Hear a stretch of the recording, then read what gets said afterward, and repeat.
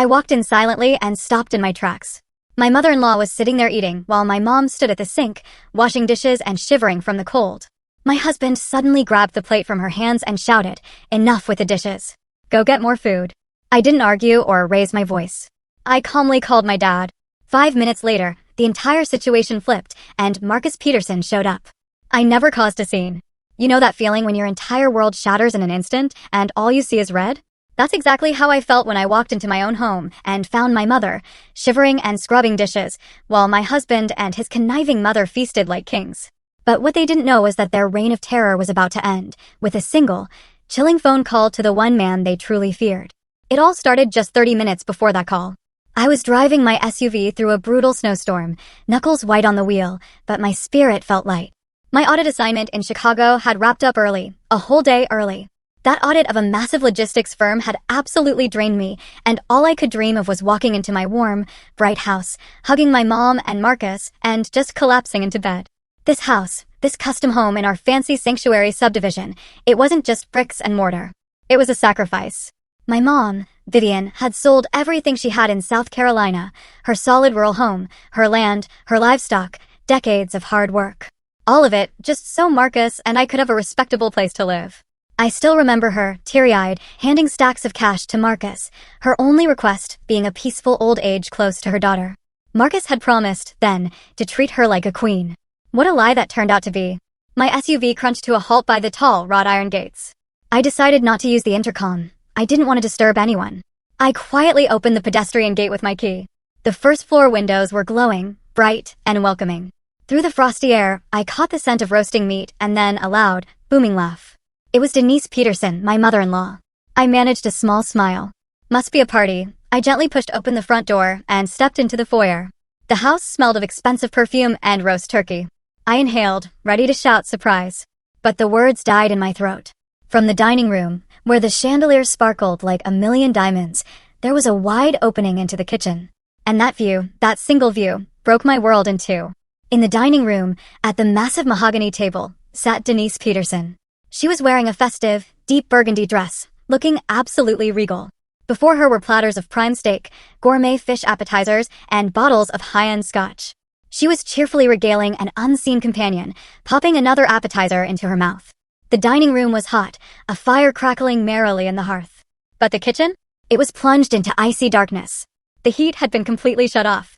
The window was cracked open, letting in a bitter draft that made me shiver just looking at it. Huddled over the sink was Vivian Jones, my mother.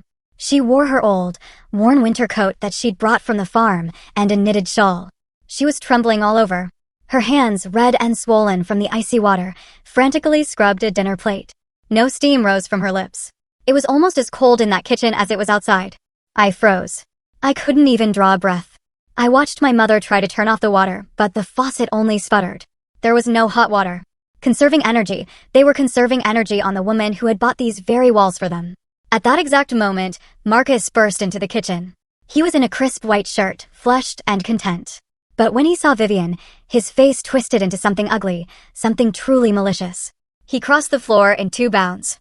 Vivian flinched, pulling her head down into her shoulders, trying to wipe the plate with the edge of her old coat. Marcus snatched the fine china from her hands with such force that Vivian staggered back, hitting her hip against the counter. "Get your filthy hands off my new wedding china," he hissed, spitting slightly. "You want to break a plate that cost more than your whole life? Now get the food to our guests' low life. Move it." He shoved the elderly woman roughly in the back, steering her toward the dining room like a disgraced servant.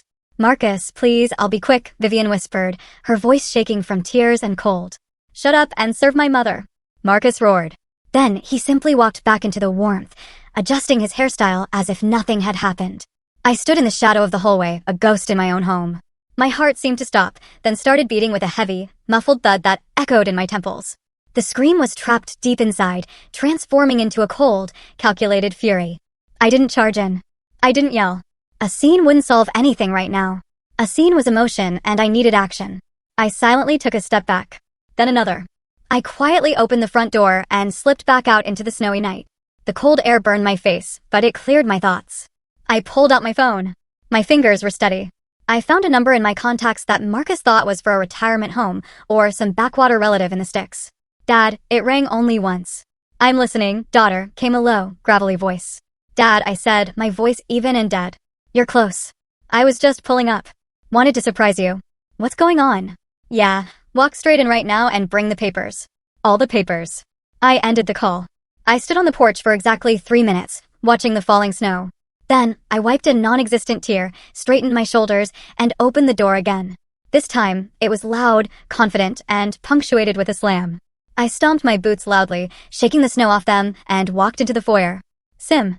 Marcus's voice from the dining room was falsely cheerful. He rushed out to meet me, wiping his greasy lips with a napkin on the fly. You're back already. We weren't expecting you until tomorrow. He tried to hug me, but I dodged him, walking straight past him toward the dining table. Denise froze with a fork halfway to her mouth. Vivian, standing in the corner with a serving tray, went pale and lowered her gaze, trying to hide her red hands under her apron. Hello, Denise. I nodded at my mother-in-law without looking directly at her, and then approached my mother. I took Vivian's freezing hands in mine. Why are you wearing a coat? And why is there no heat in the kitchen? Marcus nervously laughed, stepping between us. Oh, Sim, you know your mother. She has her quirks. She got hot. He gestured wildly. She opened the windows herself, and she put the coat on because, well, she got a little chilly. We told her, sit down. She just says, I want to help. I want to be useful. Useful. I repeated, my voice dangerously calm. And she also wanted to break your china herself, didn't she? What? Marcus stopped smiling. What are you talking about? I silently pulled out my phone, placed it in the center of the table right next to the platter of steak, and pressed the play button. The recording of Marcus's voice, clear and loud, broke the deadly silence. Asterisk, get your filthy hands off my new wedding china. Now get the food to our guests, low life. Move it. Asterisk. Denise's face broke out in red splotches. Marcus's jaw dropped, but no sound came out. His eyes darted between the phone and his wife. Sim, that's taken out of context, he finally sputtered. You don't understand. She pushed my buttons. She did it on purpose. 5 minutes, I said, looking at my watch. You have 5 minutes to pack your bags. Are you kicking us out? Denise shrieked, jumping up from her chair. Out of my son's house? How dare you? This is our house. We're registered residents here. This house was bought with my mother's money. I cut her off in an icy tone. And you turned her into a slave, legally speaking. Marcus suddenly straightened up, a cocky note entering his voice. Half the assets belong to me as your husband, and we're not going anywhere. Try to throw us out in the snow? I'll call the police. You have no right. At that exact moment, the heavy front door, which Marcus had locked with 3 deadbolts, swung open with a drawn-out, dreadful screech. A plume of frosty air surged into the house. Marcus and Denise flinched and spun around. Standing in the doorway was a tall, imposing man. He was 65, but he looked like a brick wall. He wore an expensive, perfectly fitted black cashmere coat. His gray hair was neatly slicked back, and his eyes held a kind of authority that made you want to disappear. This was James Davis. Not the frail old man with a fishing rod Marcus thought he was, but a man whose glare had once made suspects tremble in the district attorney's office. Behind him, 2 sturdy men in dark suits stepped out, silent as shadows, carrying leather briefcases. Good evening, James Davis said. His voice filled the entire space, drowning out the crackle of the fireplace. He wasn't yelling, but the baritone made the dishes rattle in the cabinet. Who are you? Marcus stammered, backing away. How did you get in? This is private property. James slowly pulled off his leather gloves, his heavy gaze fixed on his son-in-law. You're mistaken, young man. Private property is something that belongs to you. And this house, as of this minute, does not. My father walked into the room without taking off his boots.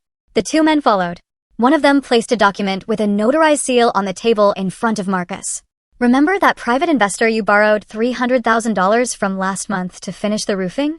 James asked, walking up to the table and picking up a steak appetizer. He sniffed it with distaste and dropped it back on the plate. The one who agreed to give you the money against the collateral of all movable and immovable property? No questions asked. Marcus turned white. How do you know that? That was confidential. That was my guy. James smiled. But the smile was more terrifying than a snarl. I loaned you the money through an intermediary, and in the contract which you, idiot, signed without looking, there was one little clause, Clause 4.2.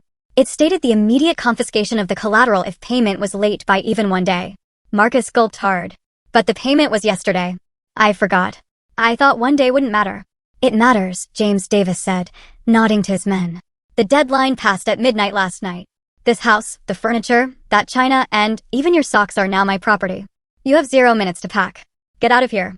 One of the security men silently took a roll of bright orange stickers from his briefcase and, ignoring Marcus's protests, slapped the first tag right onto the soup tureen from the new china set. The sticky label lay squarely across the gold-plated pattern. "What are you doing?" Marcus shrieked, lunging for the table. "That's collectible porcelain. The adhesive will ruin the enamel." The second guard gently but firmly pushed him away with his hand, like swatting an annoying fly, and stuck the next sticker onto the back of the antique chair Denise had just been sitting in. "Inventory," James said, walking toward the fireplace and warming his hands. "All of this is collateral for the debt now. Any attempt to remove, sell, or damage an item will be treated as felony theft." He motioned his men. "Keep going, guys. The TV, the coats in the closet, the appliances, everything goes on the list." Denise, who had been playing the lady of the house moments before, slid down the wall. Her face was gray. "Jim, you're Yevik, darling," she wailed, clasping her hands in prayer. "We're family. How can you do this? The boy made a mistake. It happens. We'll pay everything back. Why be so cruel right away? We're family." "Family?" James repeated without turning his head. "Family is that woman you forced to wash dishes in freezing water. You two are parasites." I walked to the table, swept up the remains of the feast, the steak, the fish, the appetizers, and dumped it all into the trash can with a clang. "Get out," I said quietly. "Right now. I don't want to see either of you in this house for another second." Marcus, realizing that pleading was useless, suddenly changed his expression. The fear in his eyes was replaced by a nasty, rat-like glint. He exchanged a look with his mother. Denise, catching his eye, suddenly stopped crying. She straightened up, adjusted her hair, and reached into her purse. "We're not going anywhere," she announced, pulling out a sheet of paper, folded into quarters. "And you, Sim, and your XDA," she triumphantly slapped the paper onto the table in front of James. "What is this?" he asked, touching the sheet distastefully. "A certificate of residency." Denise smiled maliciously. "Marcus registered me here a week ago. And he's registered himself. This is our only residence. And according to the law," she raised a finger, "it's forbidden to evict people from their only home into the cold during winter, even for debt. Sue all you want. The courts will take years, and until then, we live here." Marcus beamed, seeing my father-in-law frown. They had prepared. They knew I might rebel sooner or later, and they had set their trap in advance. "Dad," I looked at my father questioningly. James skimmed the document, clenching his jaw. "They're formally correct," he conceded. "Without a court order, the police won't remove them right now. It's winter." "Exactly." Marcus flopped down onto the sofa, right on top of an orange sticker. "So call off your goons, old man. We're staying, and we'll live just as we were." I looked at my husband's smug face. Everything inside me had burned out, leaving only cold ash. "Fine," I said. "You're staying, but you won't live as you were." I turned and went upstairs. Marcus tried to shout something after her, but the guard stepped toward him, and he bit his tongue. I walked into the master suite, spacious with a huge bed and a separate bathroom that Marcus had immediately claimed after we moved in, banishing my mother-in-law to the tiny guest room on the first floor. I opened the closet and methodically began throwing Marcus's belongings out into the corridor. Expensive suits, shirts, and ties flew over the banister and landed on the floor below, right at Denise's feet. "What are you doing?" Marcus bellowed from downstairs. "Clearing the room for the lady of the house." I shouted back. "Mom, come upstairs. You live here now." Vivian, still in her coat, fearfully shrank against the wall in the foyer. "Sim, no, I can stay downstairs," she started. "No, Mom. You're coming upstairs into a hot bath and a soft bed. And those two?" I nodded toward my husband and mother-in-law. "They can sleep wherever they like, even on the doormat. I'm taking the keys to the master suite." That night, the house turned into a battlefield. I locked myself and my mother in the suite, listening to Marcus downstairs, arguing with the guards, trying to secure a spot on the couch. James Davis had left, leaving two of his men to stand watch in the living room. In the morning, the war moved into a guerrilla phase. I woke up freezing. The radiators were icy. I went down to the utility room and found the window flung wide open and the boiler shut off. An error code was blinking on the control panel. Denise was sitting in the kitchen, wrapped in a blanket, sipping tea from her own mug, the only one the guards had allowed her to keep off the inventory list. "Oh, something broke," she trilled, noticing me. "Sim, your mother probably pressed the wrong button with her clumsy hands yesterday. Technology is complicated. It's not for farm folk. Now we'll freeze until you can call a technician. And technicians are expensive these days." She was openly gloating. She knew I wouldn't let my mother freeze and would fix everything at my own expense. It was a war of attrition. I silently walked past her to the refrigerator. It was empty. The groceries I had brought yesterday were gone. We ate, my mother-in-law smiled. Stress gave us an appetite. I didn't yell. I pulled out my phone and called the security agency my firm used. An hour later, a broad-shouldered security guard in uniform stood right by the kitchen entrance. "This man will monitor the integrity of the life support systems and the food supply," I announced, looking my mother-in-law straight in the eye. "Any attempt to approach the boiler or the refrigerator without my permission will be physically prevented. No one will give you any more food. If you want to eat, go to the store with your own money." Denise choked on her tea. I returned to the master suite where I had set up a makeshift office. I was an auditor. My job was to find what people were trying to hide. And now I was about to conduct the most thorough audit of my life. Marcus's laptop lay on the desk. He had panicked and forgotten it in the living room when James started the inventory, and the guards had simply brought the computer to me as property. I knew the password. Marcus was too lazy to change. 1, 2, 3, 4, 5, 6. I opened the banking app. Marcus's accounts were almost empty, but I was interested in the transaction history. I exported a statement for the past 3 years and began compiling a spreadsheet. My eyes scanned the rows: restaurants, designer clothes, cash withdrawals. The amounts were huge. Where had the money that my mother and I had given for construction gone? But one regular transaction caught my attention. Every first of the month, $5,000. Payment description: residential lease payment. I frowned. What lease? We had lived in Denise's condo until moving here. And then we were here. Why was Marcus renting an apartment? I clicked on the payment details. The recipient was masked, but the address was listed: Peachtree Street 100, Unit 4B, downtown Atlanta. A luxury high-rise. I opened the documents folder on the desktop. Deep inside the system folders was a file, agreement_Peachtree. I opened it. It was a 3-year lease for a 2-bedroom apartment. Payer, Marcus. And in the residence section was a name that made my vision swim: Tiffany Wells. I remembered the previous week. Denise had brought over a modest young woman with a round belly. "This is my goddaughter, Tiffany, darling," the mother-in-law had chirped. Poor thing, her husband left her. She needs support so badly. I had felt sorry for her then, giving her a bag of maternity clothes and even offering help with doctors. Tiffany Wells had been living in an apartment paid for by Marcus for 3 years. For 3 years, my husband had been supporting another woman with the money he stole from his own family. And judging by the timing of the goddaughter's pregnancy, the child was not from the runaway husband at all. I slammed the laptop lid shut with a sound like a gunshot. An hour later, I was standing at the door of Unit 4B on Peachtree Street. I wore a uniform jacket borrowed from one of my firm's drivers and a baseball cap pulled low. In my hands was a box with the logo of an expensive children's boutique. I rang the bell. The door didn't open immediately. Tiffany appeared in the doorway. She wore a silk robe unbuttoned at the chest. Her belly was quite noticeable. "Delivery for Marcus Peterson," I mumbled, trying not to look up. "Paid for." "Oh, finally." Tiffany beamed, grabbing the box. "Marcus promised they would deliver it today. It's the outfit for the baby to wear home." She stepped inside the hallway without closing the door and eagerly began tearing open the packaging. I stepped in after her, taking off my cap. "I hope the size is right," I said in my normal voice. Tiffany froze. She slowly turned around and the box slipped from her hands. "You," she whispered. "What are you doing here?" I was looking not at the mistress's face, but at her neck. There, a thin gold chain with a vintage ruby pendant framed in small diamonds sparkled in the opening of the robe. It was my grandmother's family necklace, the one that had disappeared from my jewelry box 6 months ago. Marcus had claimed then that the cleaning lady must have stolen it, or that I myself had lost it. "That's a beautiful necklace," I said softly, stepping closer. "Grandma used to say it only brings luck to honest women." Tiffany instinctively covered the jewelry with her hand. "Get out. I'm calling the police right now. Marcus will be here soon." "Marcus isn't coming." I chuckled. "Marcus has a few little problems with residency and his conscience right now. And I wouldn't call the police. The report for the theft of this necklace has been at the precinct for 6 months. All I have to do is make one phone call and you'll be giving birth in a jail infirmary." Tiffany paled.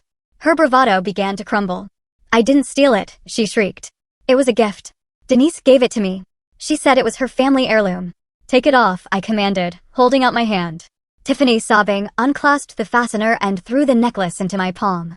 "Choke on it," she spat venomously. "It will all be mine soon anyway. The house and Marcus." "The house?" I repeated, pocketing the necklace. "Yes, the house." Tiffany suddenly smiled maliciously, stroking her belly.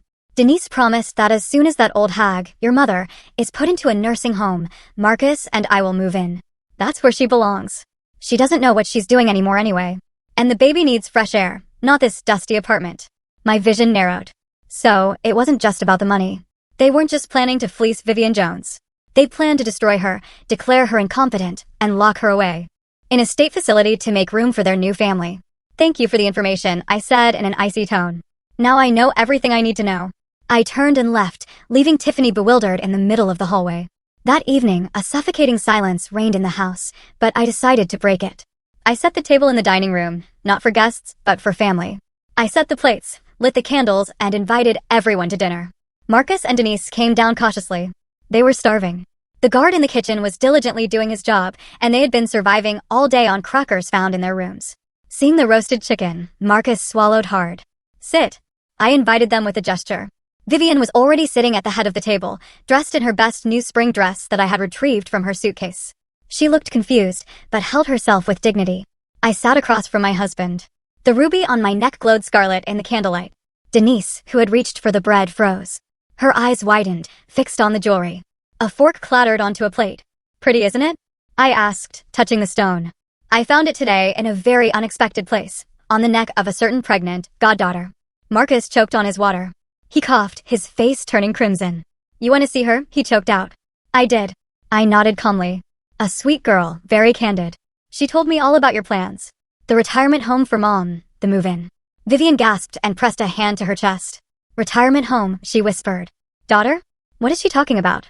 She's talking, Mom, about how these people, I swept my hand over my husband and mother-in-law, were planning to declare you mentally unfit to move in here with Marcus's new wife and their baby. That's a lie. Marcus jumped up. She's lying about everything. Tiffany is she's just an acquaintance. I silently picked up the TV remote and pressed the power button. On the huge screen in the living room, a photo of the lease agreement appeared. Marcus's name, Tiffany's name, signatures, dates. 3 years of lies in high definition.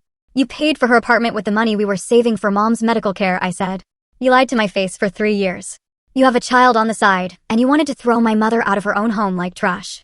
Marcus collapsed back into his chair, covering his face with his hands. He was crushed. The evidence was irrefutable. The silence in the room became sticky, heavy. It felt like someone was about to scream or beg for forgiveness, but then a laugh broke out. A quiet, dry, rasping laugh. Denise Peterson was laughing. She neatly cut a piece of chicken, put it in her mouth, and after chewing, looked at me with an expression of complete superiority. There was no fear or shame in her eyes. Only cold calculation. So you found out? What's your point? She asked, wiping her lips with a napkin. You think you won? You think you can throw us out now in disgrace? I don't think, I replied. I know. Tomorrow, I'm filing for divorce and eviction. Eviction? Denise smirked again.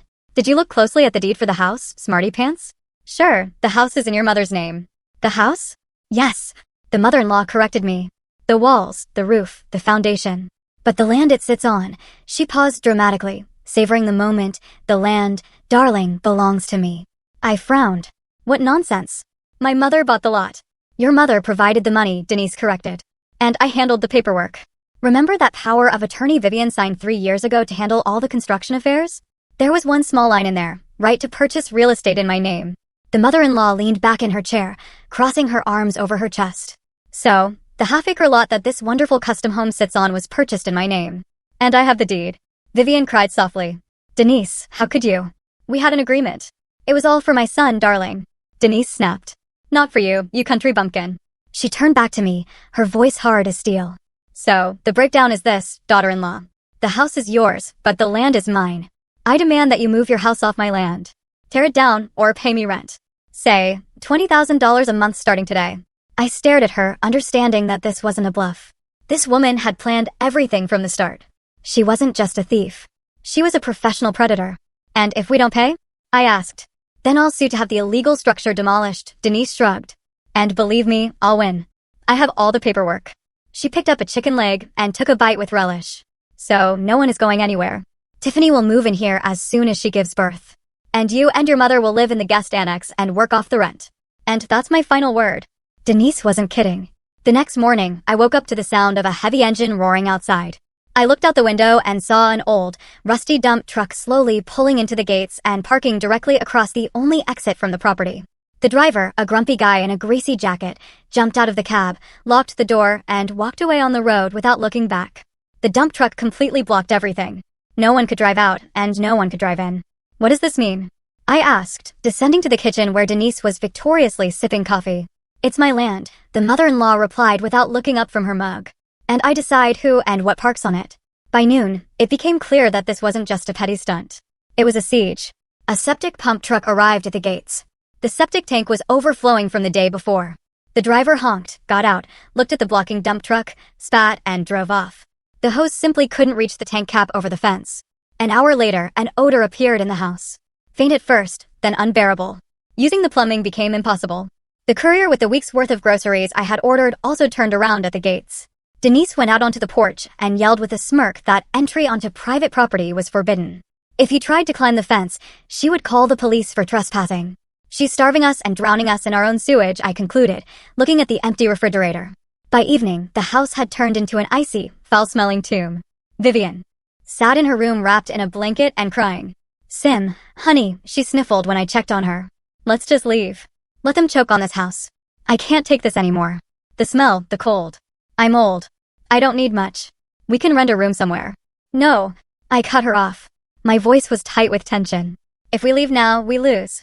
We'll give them everything you worked for your entire life. I won't let that creature win. A cold fire burned in my eyes. I wasn't going to surrender. I had worked in logistics for 15 years. I knew how to deliver cargo to the most inaccessible points in the country.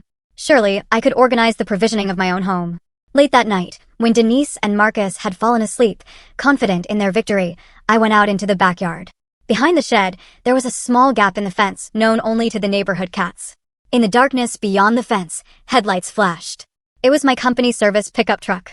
The driver, an old acquaintance of mine, silently tossed 2 heavy backpacks over the fence. They contained food, bottled water, portable chemical toilets, and gas burners. Thank you, Sergeant, I whispered into the darkness. Hang in there, Jones, the driver replied. If you need it, we'll drop supplies from a helicopter. They wouldn't starve or drown in sewage. The blockade was broken, but defense wasn't victory. I needed to go on the offensive. The next morning, leaving my mother under the protection of the security guard, I walked past the dump truck and headed for the city. My destination was the county archive. I knew that if Denise was talking about legality, there had to be a loophole. People like her didn't play by the rules. They looked for technicalities. The archive was dusty and quiet. The woman archivist, recognizing my last name, brightened. Oh, you're James Davis's daughter. What a man he was. Such a district attorney. I remember how he saved us from the mob back in the 90s. Of course, we'll find everything. Half an hour later, a file containing the history of the property lot lay before me. I flipped through the yellowed pages. Here was the first owner. Here was the second. And here was the bill of sale in Denise Peterson's name. Date: 3 years ago. The sale amount was laughable. The appraised value was undervalued by a factor of 10. But the most interesting thing was at the end, the notary's signature, I. Hawthorne. I frowned. I had heard that name. Hawthorne was known in the city as a black market real estate lawyer. He handled transactions that smelled of crime from a mile away, houses belonging to deceased lonely seniors, strange wills, disputed land. I found the address of Hawthorne's law office. I drove there immediately, hoping to corner him. If he had falsified documents or processed the sale improperly, it was a chance to annul the mother-in-law's ownership. The office was closed. A sign on the door read for lease. I went into the neighboring stationery store. Excuse me, did the lawyer Hawthorne move? I asked the saleswoman. Moved, all right, the woman snorted. To the grave. Died 6 months ago. Heart attack, or maybe he was helped along. Who knows? With his line of work. I felt the ground dropping out from under my feet. The key witness was dead. Loose ends tied up. I walked outside, sat on a bench, and covered my face with my hands. A dead end. Denise had won. She had even foreseen this. But the auditor's brain wouldn't give up. I remembered the file in the archive. It held more than just agreements. There were receipts, appendices, copies of payment records. Where did Denise Peterson, who had worked her whole life as a simple bookkeeper for the HOA and was now on retirement, get the money for even the undervalued price of the land? $300,000. That wasn't pocket change. I returned to the archive. I need to see the transaction appendix. I requested the confirmation of payment. The archivist brought another thin folder. I opened it. A copy of a bank transfer. Payer, Denise Peterson. Amount, $300,000. Bank, City Credit Union. I photographed the document. I called an acquaintance in the bank security department. Alex, run this payment, please. It's urgent. Where did the money come from to the sender's account before this transaction? Half an hour, Sim, Alex replied. Those 30 minutes stretched into an eternity. I paced in circles in the park outside the archive, kicking the snow. If the money was clean savings, inheritance, anything legal, then all was lost. The phone chimed. A message from Alex. Asterisk, interesting picture, Sim. The money was deposited into your lady's account the day before the transaction. One single transfer from a corporate entity, the Sanctuary HOA. Payment description, road repair and infrastructure replacement. Asterisk I froze. The Sanctuary HOA. That was our subdivision. The same upscale subdivision where our house stood. And then the puzzle clicked. Denise had been the treasurer for the HOA for the past 5 years. All the neighbors knew she was an activist, constantly collecting money for security gates, guards, and asphalt. I opened the neighborhood chat on my phone. The latest messages were full of anger. Asterisk, where's the road? Why are there potholes again? We all paid $10,000. Where's the result? Asterisk, Denise had replied to everyone. Asterisk, the contractor let us down. We're looking for a new one. We're short on funds. Need to raise more. Asterisk, she hadn't just bought the land with someone else's money. She had stolen that money from her own neighbors. The same wealthy, influential women she loved to brag to about her status. She took the general fund for road repairs, transferred it to herself under a fake contract, and used it to buy the lot she was now holding hostage. The entire neighborhood, every family, every house had paid for the land on which Denise Peterson was playing the Baroness. I slowly lowered my phone. A cold, predatory smile touched my lips. A witness was unnecessary. The notary was unnecessary. I held a bomb in my hands that could blow up not only the fence, but Denise Peterson's entire life, and the fuse was already lit. I didn't go to the police. Filing a police report would be too slow, too bureaucratic. It would give Denise time to find a lawyer and drag the case out. No, I needed an immediate effect. I needed a social, bloodless, but no less brutal form of justice. I opened the neighborhood chat, the Sanctuary Wives. This chat included all the women Denise had so painstakingly fawned over, whose approval she sought, whose recipes she copied, wives of executives, businesswomen, socialites. I typed a short message, asterisk, urgent meeting at the clubhouse in 1 hour. Topic, where did our road funds disappear? Come if you don't want to keep paying scammers. Documents will be provided. Asterisk send. An hour later, the meeting room at the local clubhouse was packed. All the women, dressed in expensive coats and carrying designer bags, were there, annoyed that they had been pulled away from their errands, but intrigued by the scent of scandal. I stepped onto the stage. I didn't waste time on pleasantries. I connected my laptop to the projector. Good afternoon, I said into the microphone. My voice was firm. Many of you know my mother-in-law, Denise Peterson. She's our treasurer. She constantly tells us that the till is empty, that we need to chip in more, that contractors are letting us down. She's been saying we're short on funds for 3 years. A murmur of agreement ran through the hall. Now look at the screen. I brought up the first spreadsheet. This is a statement from our HOA account. Here are the deposits from you all. Millions of dollars. And here's an expenditure. $300,000 went to a shell corporation called Construction Services, supposedly for road repairs on Forest Lane. But there are still potholes there, shouted a woman in the front row, the wife of a local congressman. I ruined my suspension there yesterday. Correct. I nodded. Because there was no repair. And here's the statement from the Construction Services account. I clicked the slide. On the very same day the money came from us, it was transferred to Denise Peterson's personal account. The hall gasped. And the next day I switched the slide. Denise Peterson used that money to pay for the purchase of a residential lot. The very lot where the house she lives in stands. She bought the land under her house with your money. The silence in the room became deafening. Then it exploded. It wasn't just a murmur. It was the roar of enraged lionesses. These women could forgive gossip. They could forgive bad taste in clothing. But they would never forgive being played for fools. Denise hadn't just stolen. She had humiliated them, forcing them to pay for her security while she played the aristocrat. Where is she? The congressman's wife yelled, standing up. Let's go see her right now. She's home, I replied calmly. Hosting a dinner for her future daughter-in-law. The crowd surged toward the exit. I walked last. I knew what was about to happen. This would be worse than any police action. This was a social execution. Meanwhile, in the house, Denise was on cloud 9. The blockade had worked. I had disappeared earlier that morning. Apparently, I had run off to find money for the rent. The mother-in-law had set the table in the living room. The guard in the kitchen, following my order not to interfere, merely watched sullenly. Tiffany was their guest. Eat up, sweetie. Eat up. Denise cooed, serving her salad. You need your strength. The other one will break soon. Sign all the papers and we'll be set.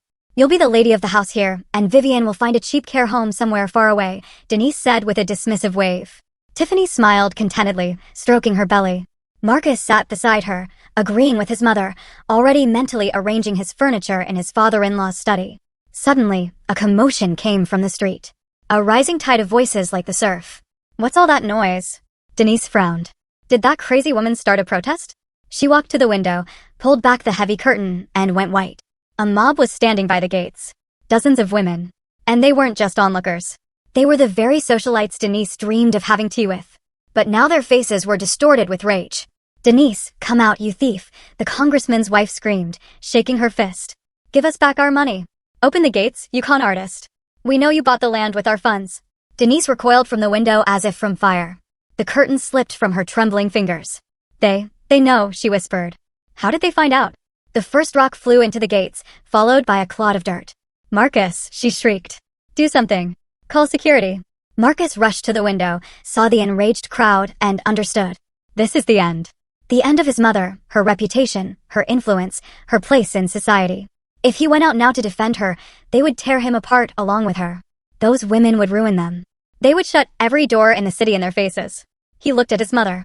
She was pacing the room, clutching her chest, grabbing her phone, clinging to the edge of the table. She looked pathetic. "First, I can't," Marcus mumbled. "Mom, these are your problems. I had nothing to do with this." "What?" Denise froze. "You're abandoning me? Your own mother. I have to think about the baby." Marcus nodded at the frightened Tiffany. "We can't handle the stress. We're leaving." He grabbed Tiffany's arm and dragged her toward the back door. "Marcus, wait," his mother cried after him, but he wasn't listening. He dashed into the foyer, snatched his overnight bag that he hadn't unpacked since yesterday, and frantically began stuffing documents into it. Passport, driver's license, wallet. "Faster, Tiffany, faster," he urged. "We'll go to your apartment in the city. Lie low until this blows over." "But Marcus," Tiffany whined, "what about the house? You promised." "To hell with the house. Can't you see what's happening? They're going to lynch us." He pulled out his phone to call an Uber. The app returned a payment error. "What the heck?" Marcus frowned. Tried another card. Transaction declined. A third card, blocked. He logged into his mobile bank. A red message flashed on the screen, asterisk, accounts frozen. Suspicious activity. Asterisk, no, he whispered, stabbing the screen with his finger. This is a mistake. This can't be happening. I appeared in the foyer doorway. I had walked in through the front entrance, which the crowd wasn't yet storming, giving me a clear path. I stood with my arms crossed, watching my husband with icy calm. "Where are you going in such a rush, darling?" I asked. "Sim." Marcus scrambled toward me. "Sim, what's wrong with the cards? Why aren't they working?" "Unblock them. You're an auditor. You messed something up." "I didn't mess anything up," I replied. "I filed for divorce this morning, and as part of the asset division procedure, I filed a request for an asset freeze. And also, I paused, savoring the moment. As a certified auditor, I am obligated to report suspicious financial schemes. Your transfers to Tiffany's apartment came from the same accounts your mother used to launder the stolen HOA money to the bank. You're both accomplices in a money laundering case." Marcus dropped his phone. You blocked everything. Absolutely everything. You can't even buy a bus ticket. You're bankrupt, Marcus. And you're not going anywhere." Tiffany, hearing the word bankrupt, let go of Marcus's arm. She looked at him, then at me, then at the enraged crowd outside the window. "You said you had money," she hissed. "You said you were rich. Tiffany, it's temporary. I'll fix everything." Marcus pleaded, trying to grab her elbow. "Don't touch me," she screamed. "You penniless loser." At that moment, a brick flew into the living room window. The glass shattered with a crash. Denise, sitting on the floor in the center of the room, covered her head with her hands and wailed. I watched this and felt no pity. I felt only cold satisfaction. The trap had sprung. The rats were cornered. Another stone hit the wall with a dull thud. Somewhere, shards of glass rattled on the porch. Outside, the crowd was raging, demanding blood and money. And inside the house, the air thickened with hatred, becoming dense and suffocating. Marcus, realizing there was nowhere to run, and his accounts were empty, slowly turned to his mother, who was still on the floor among the broken vase shards. "This is your fault," he snarled. His face was contorted. "This is your stupid schemes. Nobody will ever find out, Marcus. Everything is under control, Marcus. Well, there's your control. We're going to be killed because of your greed." Denise raised her head. In her eyes, usually full of arrogance, there was now a look of animal fear, which quickly changed to the rage of a cornered rat. "My fault," she screeched, scrambling to her feet. "I did all this for you. So you could live in a decent home, not a hovel. So you could have status. And you couldn't even keep your woman in line. If you hadn't brought that damn auditor here, we'd be living like kings. Don't you dare call her that." Marcus roared. "Sim isn't a thief. You're the criminal. You stole from the neighbors. You set me up. My accounts are frozen because of you. I'm broke. You're broke because you're weak." His mother spat in his face. "You've always been a mama's boy who couldn't take a single step without me telling you to. I found you a wife. I found you a mistress. I built you a house. And all you can do is whine. Marcus reared back, but didn't dare strike. His hand trembled and dropped weakly. He paced the room like a caged animal. Tiffany, huddled in the corner of the sofa, watched the spectacle in silence with an expression of disgust. Suddenly, Marcus stopped.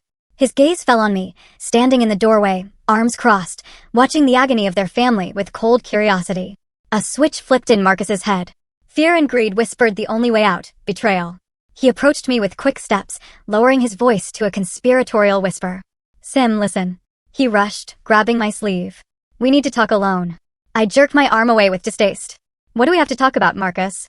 A deal. I can help you. Seriously, let's go to the kitchen, please. I hesitated for a second, then nodded. Fine, 5 minutes. I turned and headed for the kitchen. Marcus, throwing a quick glance at his mother, who had started wailing again, hurried after me. Tiffany remained in the living room, glued to her phone. The kitchen was quiet. The guard who was standing by the door went out into the hall at a sign from me, leaving us alone. Marcus closed the door and leaned against it, breathing heavily. Sim, I get it. I was an idiot, he began, trying to sound sincere. My mother messed with my head. She's been pressuring me my whole life, but I can fix everything. How? I asked dryly, pouring myself a glass of water. I know about the land, about the HOA scheme. I know where she keeps the originals of the dark ledger. I saw her forge the neighbors' signatures. He stepped closer, looking into my eyes. I can give an official statement on record. I'll turn her in, lock, stock, and barrel. I'll tell them how she stole, how she bribed that lawyer. You won't even have to prove anything. My testimony will be enough to send her to prison for 10 years, and the land will go back to the HOA. And then you can buy it fair and square. He looked at me hopefully. He was selling his mother for $30,000 and a one-way ticket. I remained silent. I looked at the man I had lived with for 10 years and didn't recognize him. Or rather, I finally saw the real him, cowardly, ready to sell anyone for his own comfort. Fine, I said. Write it out. I took a sheet of paper and a pen from a drawer and tossed them on the counter. Write a full confession that you knew about your mother's schemes but kept quiet, and where the documents are detailed. Go. Marcus snatched the pen. His hands were shaking with impatience. He began scribbling, muttering under his breath, I, Marcus Peterson, confirmed Denise Peterson illegally. The kitchen door quietly opened. Vivian Jones stood in the doorway. She had heard everything. She had been standing in the hall, her ear pressed to the door. Every word from her son-in-law had fallen into her heart like a drop of acid. But instead of pain, clarity came. Vivian walked into the kitchen. She walked not with the shuffling gait of a beaten old woman, but with firm, purposeful steps. Her back was straight. Marcus looked up from the paper and froze. He had never seen his mother-in-law like this. There were no tears in her eyes. No pleading. There was steel. Vivian walked up to the counter. Marcus instinctively pressed himself into the chair. Vivian, we're just agreeing on terms with Sim, he started to stammer. A ringing slap interrupted him mid-sentence. Marcus's head snapped to the side. His cheek instantly flared red. It was not the blow of a weak woman, but the blow of a person who had endured too much for too long. Mom, I gasped. Vivian looked down at her son-in-law. Don't you dare, she said quietly, but distinctly. Don't you dare bargain. You sold your conscience a long time ago, but selling your mother? That's the lowest thing, even for trash like you. But I'm doing this for you. Marcus shrieked, clutching his cheek. To get the land back. I don't need your handouts. Vivian cut him off. And I don't need your testimony. I want you to suffer, to feel what it's like to be betrayed by the ones closest to you. To be discarded like a useless thing. She turned to me. Don't give him a dime, daughter. Let him sign it for free, or let him go to hell. Marcus looked at the paper, then at me. He knew the money was gone, but the fear of prison was stronger. If he didn't sign, I would turn him in as an accomplice. If he did, maybe they would lighten his sentence. Fine, he yelled. Fine, I'll sign it. But you let me go. He furiously scrawled his signature under the confession. There, happy, he spat. I turned her in. I wrote everything down. Now let me leave. I took the sheet, checked the signature, carefully folded the paper, and put it in my pocket. Thank you, Marcus, I said. Very thorough. Then I reached for the counter, picked up a cloth napkin that had been lying next to a fruit bowl, and pulled out my phone. The screen was lit. A call was in progress. Speakerphone was on. Marcus went cold. Who? Who is that? He whispered. Tiffany, did you hear all of that? I asked loudly into the phone. A hysterical, shrieking voice came from the speaker. It was so loud that Marcus staggered back. Asterisk, hear it? I heard everything. You. Asterisk, it was Tiffany. She was sitting in the living room, literally just on the other side of the wall. But I had called her mobile phone 5 minutes ago before going into the kitchen and asked her to listen to something interesting. Tiffany, baby, I can explain everything. Marcus stammered, trying to grab the phone. Asterisk, don't you dare call me baby. Asterisk, Tiffany was screaming into the receiver. Asterisk, you sold your own mother for $30,000. You miserable failure. You're broke. You're a traitor. I thought you were a man, but you're a worm. Asterisk, Tiffany, we have a baby. Marcus pleaded. A baby? Tiffany burst out laughing. And the sound was worse than the slap. Asterisk, I don't care about your baby. I'm calling Wade, my ex, right now. He's an idiot, but at least he has a truck and he doesn't sell his mama. You can rot in prison. I'm leaving right now. Asterisk, the call ended with a short series of beeps. Silence hung in the kitchen. Marcus stood staring at the phone in my hand as if it were a pistol that had just been fired into his face. In that minute, he lost everything. The wife who despised him, the mother he had betrayed who would now curse him, the mistress who turned out to be just as predatory as he was and abandoned him at the first sign of trouble, and the money and the house. He was utterly alone. Vivian looked at him with disgusted pity, wiped the hand that had struck him on her apron as if shaking off dirt, and walked out of the kitchen. I silently pointed to the back door. Go, Marcus, before the neighbors break through the front entrance. Go walk. Go to nowhere. Marcus, swaying like a drunk, stumbled toward the exit. He opened the door to the cold, dark night. The wind howled out there, but that chill was nothing compared to the emptiness inside him. The back door slammed shut, and Marcus disappeared into the darkness. I locked the deadbolts, checked the latch, and leaned my forehead against the cold wood. The silence in the house was deceptive. It wasn't peace. It was the lull before the final blow. Denise Peterson was sitting in her ground floor room. She had heard her son leave. Heard Tiffany screams as she fled through the main door once the crowd of neighbors had thinned out, scared off by the late-night cold. Denise was alone. She sat in the dark, rocking on her chair. Only one thought spun in her head, pulsing like an abscess. Asterisk, they took everything from me. The land, the money, my reputation, my son. Asterisk, tomorrow the police would come. Tomorrow they would lead her away in handcuffs while those sanctuary hags jeered at her. No, she whispered, her lips twisting into a mad smile. That won't happen. If this house isn't mine, then it won't be anyone's. She waited until the footsteps upstairs had faded. Sim and Vivian, exhausted beyond measure, were finally asleep. The guard in the kitchen had also dozed off, sitting on a chair. Denise, silent as a shadow, crept into the hallway. In her hand, she clutched a keyring for the garage. Her plan was simple and insane: fire. The home insurance policy was in her name. Another one of her little tricks. If the house burned down, she would get the payout. And the documents, all the documents proving her land scheme, would burn with the walls. No one would be able to prove a thing.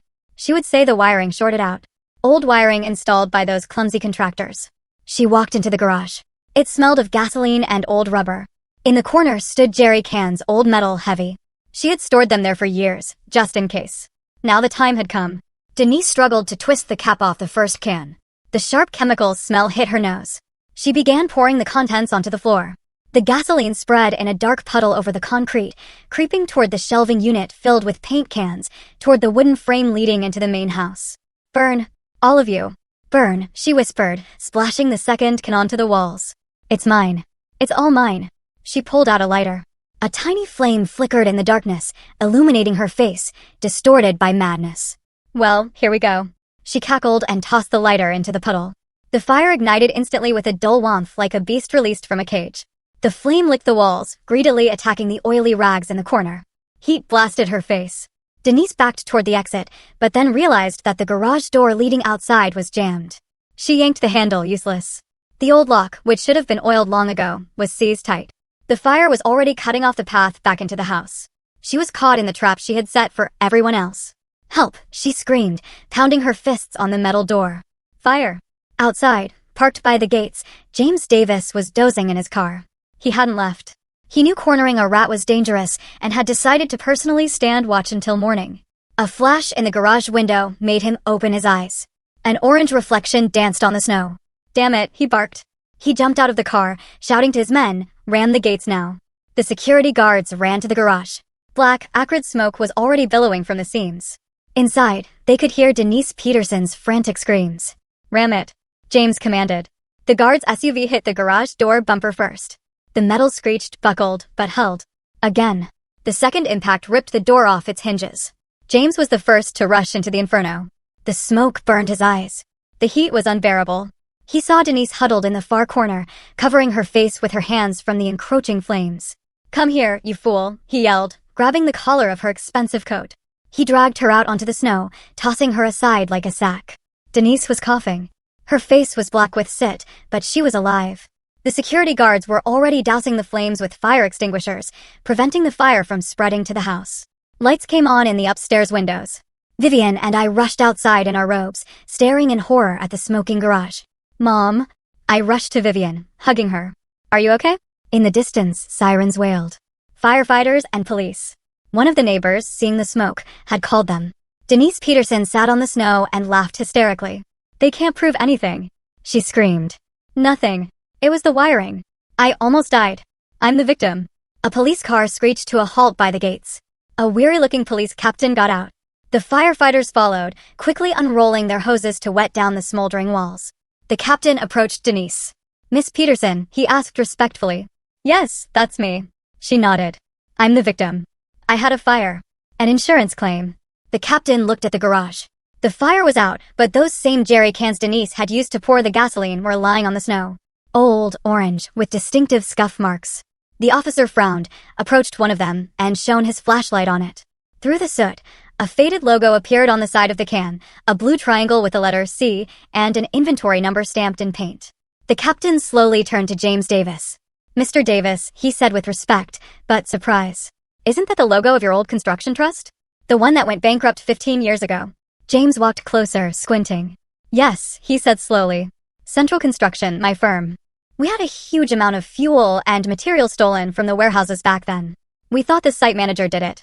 He shifted his gaze to Denise. "And the site manager back then was your late husband, Peter." Denise stopped laughing. Her eyes widened with terror.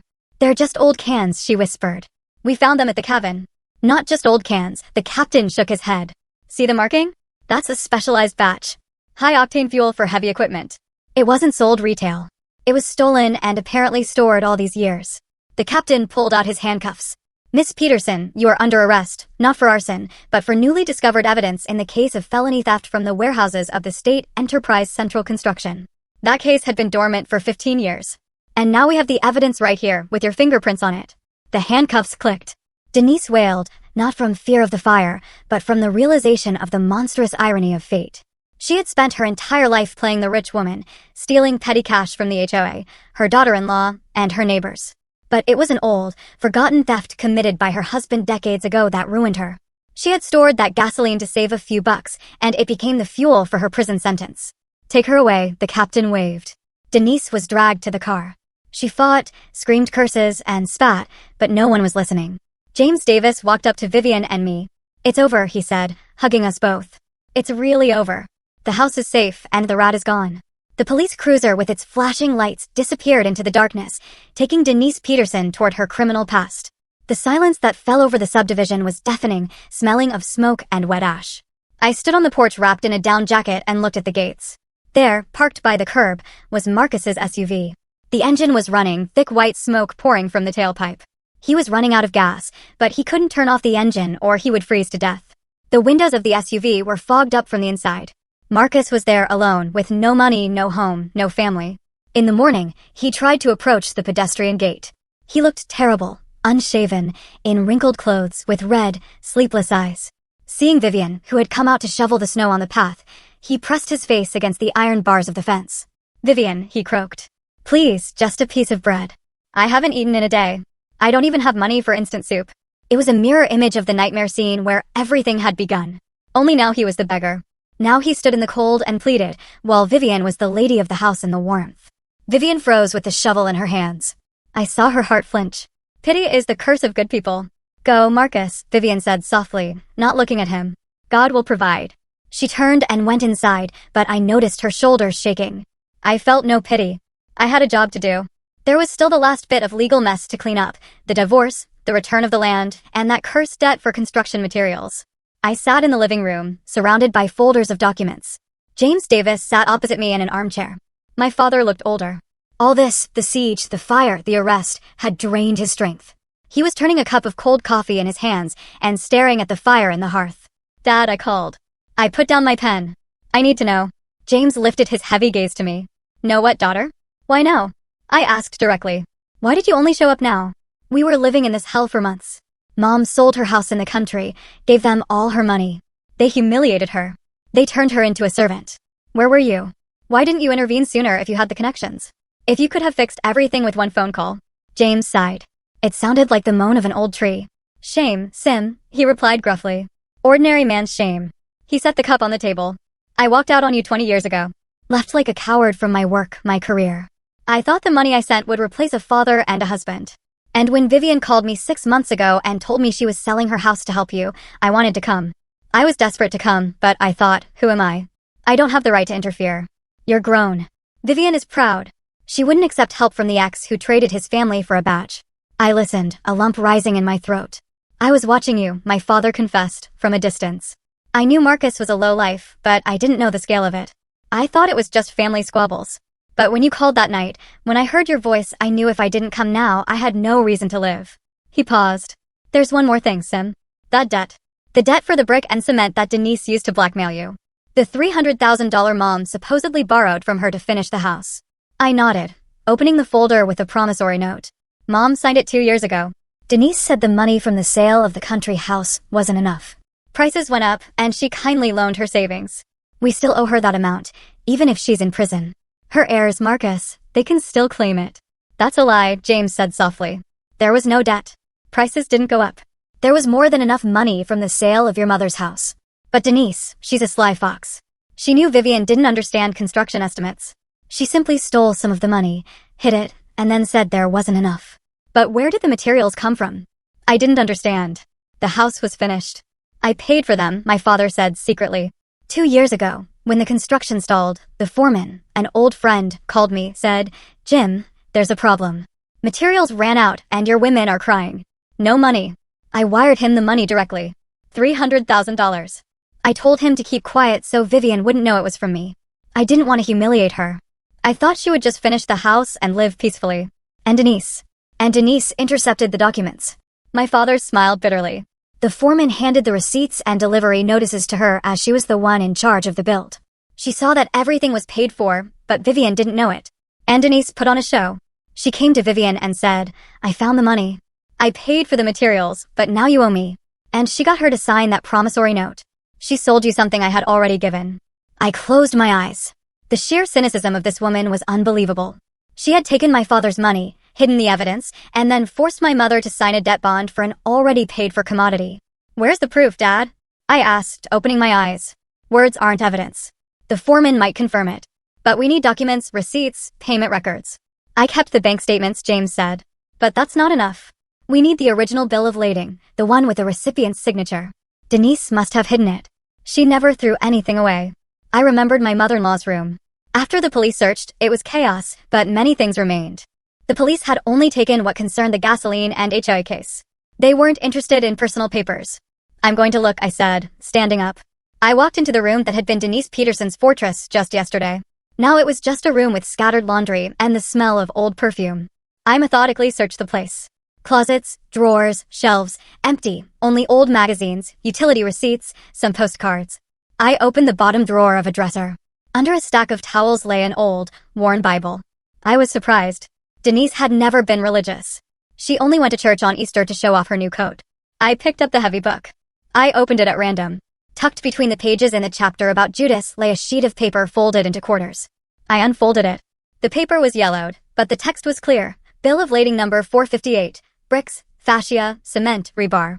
Amount, $310,000. Stamp, paid. And at the bottom, in the payer column, it wasn't Denise's name. It was printed, J.F. Davis, P.C., my father's name. And in the received column was Denise Peterson's sprawling signature and the date. There it was. Denise had received the materials paid for by my father. She had signed for the receipt. She knew it was a gift, but she had hidden this document in the Bible, a book she figured no one in this house would ever open, and forced Vivian Jones to sign the debt.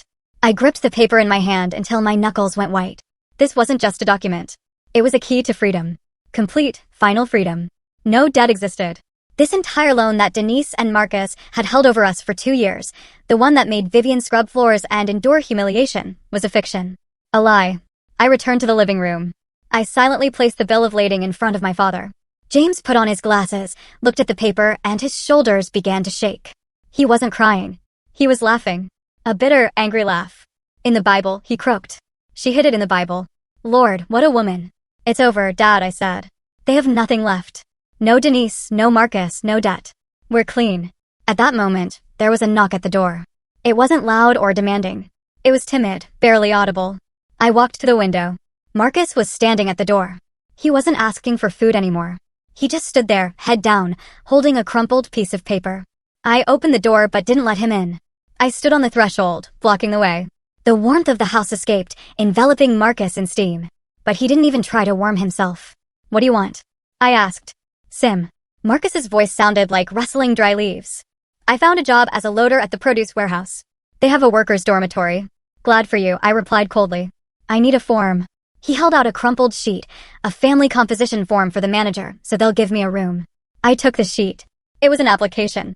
In the marital status box, Marcus had written with a trembling hand, divorced. I'll sign the divorce papers, he said, looking at my feet. I won't claim any assets. I know about the debt. My mother, she yelled at me when they took her away. That the debt isn't real. That she made it all up. He looked up at me. His eyes were empty. I'm sorry, Sim. I'm not asking you to take me back. I didn't know you could be such a monster. I thought it was normal. I thought everyone lived like that. Hustling, scheming. Not everyone, Marcus, I said. People live and parasites exist. I took a pen from my pocket, rested the form against the door frame, and quickly signed where the confirmation from the ex-spouse was required. Here. Marcus took the paper. His fingers brushed my hand, and he drew them back as if from fire. Can I come in for a minute? He asked, hopefully, just use the bathroom and get a drink of water? I looked at him, at his blue lips, at his shaking hands. No. Sim, please. No, Marcus. You will never set foot in this house again. There's a water fountain down the street. The restroom is at the bus station, and this house is a clean zone. People you betrayed live here. I started to close the door. Sim, he shouted in despair, trying to wedge his foot into the opening. But I'm your husband. Ex-husband. We were family. I answered. Until you decided that a china set was worth more than your mother-in-law. I slammed the door shut and the lock clicked. I leaned my back against the door and closed my eyes. Outside, I heard footsteps, walking away. The crunch of snow under the feet of a man who had lost everything. I returned to the living room. Vivian was standing by the fireplace, watching the fire. She had heard the conversation. You are cruel, daughter, she said softly. I am just Mom, I replied, hugging her. Kindness must have fists or it will be devoured. James stood up, walked over to them, and wrapped his big arms around both of us. Everything will be different now, he said. I promise. I looked at the bill of lading I had found lying on the table. That scrap of paper was worth more than all the money in the world. It was proof that my father's love, however clumsy and late, was real, and my mother-in-law's love was nothing but a business plan that had failed spectacularly. The winter continued outside the window. But inside the house, for the first time in long months, it finally felt truly warm. 3 months passed. The snow, which had seemed eternal, began to melt, revealing the black earth, and with it, the last traces of the nightmare also melted away. The house, which had recently been a prison, filled with the scent of spring and fresh baking. Today was a special day, a real housewarming party, not the fake feast Denise Peterson had staged, but a celebration for those who truly deserved this home. I adjusted the tablecloth on the large mahogany table. That very china set was on it. Now, it was not a symbol of status or a tool for blackmail. It was simply beautiful dinnerware from which good people would eat. The guests had already started arriving. They were the neighbors, the very sanctuary wives who had recently looked down on Vivian Jones, seeing her as a servant.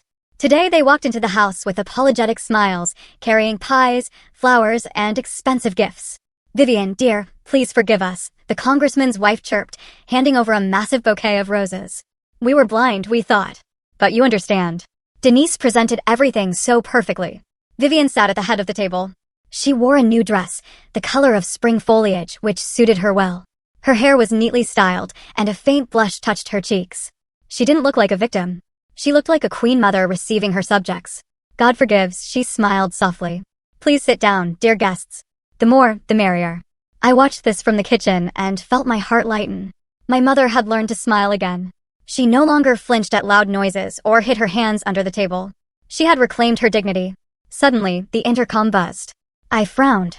All the guests were already here. I walked to the monitor by the door. On the black and white screen, a figure stood at the gate. The man was dressed in a dirty jacket. On his head was a moth-eaten knit cap.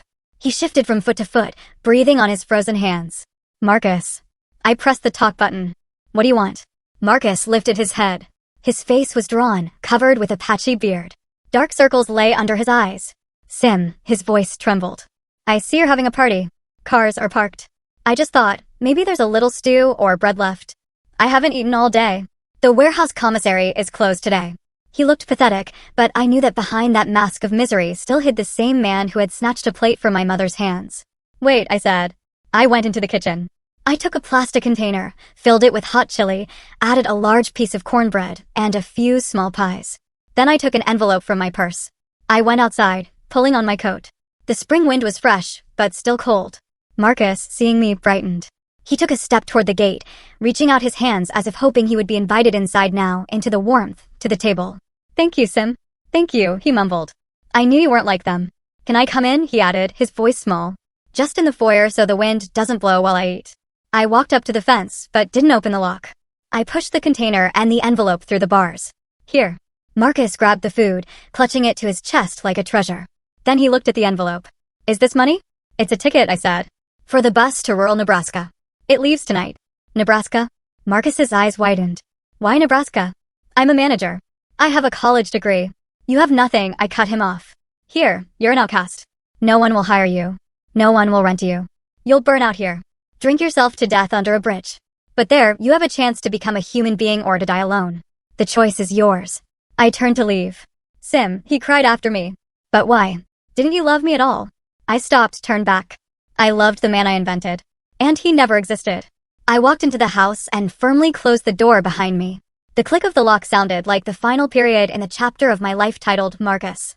In the living room, the atmosphere was festive. James Davis, sitting at Vivian's right hand, stood up, holding a glass of wine. The conversations quieted. My father looked different. He had shaved his harsh stubble and wore a light-colored suit. He was no longer the intimidating prosecutor, the punishing sword of justice. Now he was just a man who wanted his family back. Friends, he began, his voice slightly cracking. I want to raise this toast to the lady of this house. To Vivian Jones. Vivian shyly lowered her eyes. Viv, James turned to her. I was a fool for many years. I thought I was protecting the country, but I left my most important fortress defenseless. I allowed enemies to walk into your home. I am at fault. I am not asking for forgiveness, because something like this is hard to forgive. I am asking for a chance. Silence hung in the room. Everyone waited. I want to stay, James continued. Not as a guest, not as an ex-husband, but as a guard dog. I will shovel the snow, heat the sauna, and chase away the wolves. I want you to know that as long as I live, no one ever again will dare to hurt you. Can I stay? Vivian Jones looked up at him. Tears stood in her eyes, but her lips were smiling. She looked at me. My daughter nodded.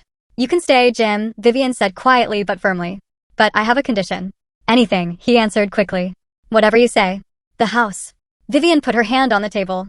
This house and the land. We will deed them to Sim completely tomorrow. A whisper of surprise went through the room. Why? James asked, though understanding had already flashed in his eyes. So that no man, Vivian looked him straight in the eye, no husband, no father, no in-law, no brother can ever tell us again, get out. This is mine. So that my daughter can be the mistress of her own destiny. And so that I know she will always have a roof over her head that no one can take away. Do you agree? James Davis paused for a second, then smiled broadly. I don't just agree, Viv. I'm impressed. That is the wisest decision. To Simone Davis, the sole owner. The guests cheered. The glasses clinked. I felt a tear roll down my cheek. I looked at my mother, my father, and my home. This was now a true fortress. Not because the walls were thick, but because the foundation was poured with truth and justice. In the corner of the living room, the television was on, showing the local news. The anchor read the crime blotter in a detached voice.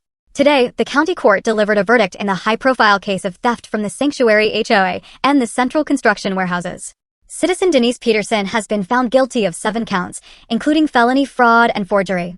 The court sentenced her to 10 years in prison with full confiscation of assets. Footage from the courtroom flashed on the screen.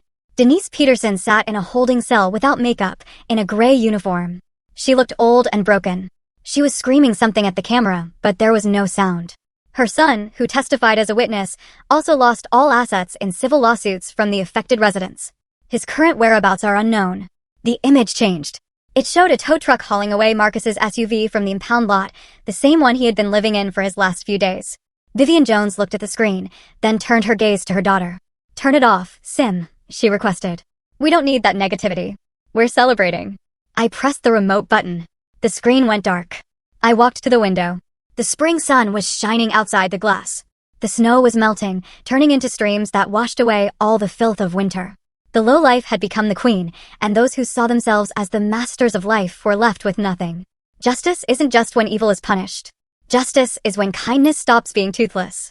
I turned back to my family. "Who wants more pie?" I asked, and the house filled with laughter.